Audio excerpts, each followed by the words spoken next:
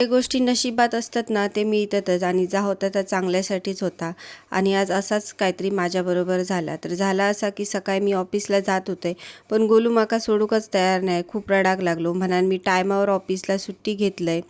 तर नंतर मग समजला की खाली होम असा. मग काय पटापटा तयारी केलं. मी, दीदी, भाभी सगळीजण आम्ही मिळून मग खाली होमाक गेलो. नंतर मग माझ्या डोक्यात तिला कदाचित देवी आईचीच इच्छा होती की मी घराकडे थांबाकोय.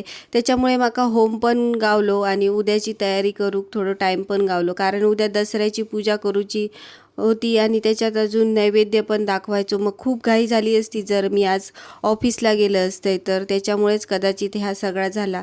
मनानच मी म्हणते जा होता त्या चांगल्यासाठीच होता आणि जा नशिबात असता त्या भेटताच. होम झालो, आरती झाली आणि त्याच्यानंतर आम्ही तीर्थ घेतलं, प्रसाद घेतलं आणि मग घराकडे इलो.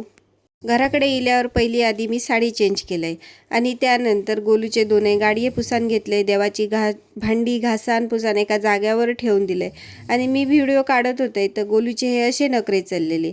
त्याच्यानंतर संध्याकाळच्या टायमाक पोरग्यांचं बक्षीस वितरणाचा कार्यक्रम झालो. त्याच्यात गोलूक पण बक्षीस मिळाला आणि हा त्याचा पहिलाच बक्षीस होता आतापर्यंतचा. त्याच्यामुळे जरा जास्त स्पेशल होता आणि आमका जरा जास्तच कौतुक वाटत होता त्याचा.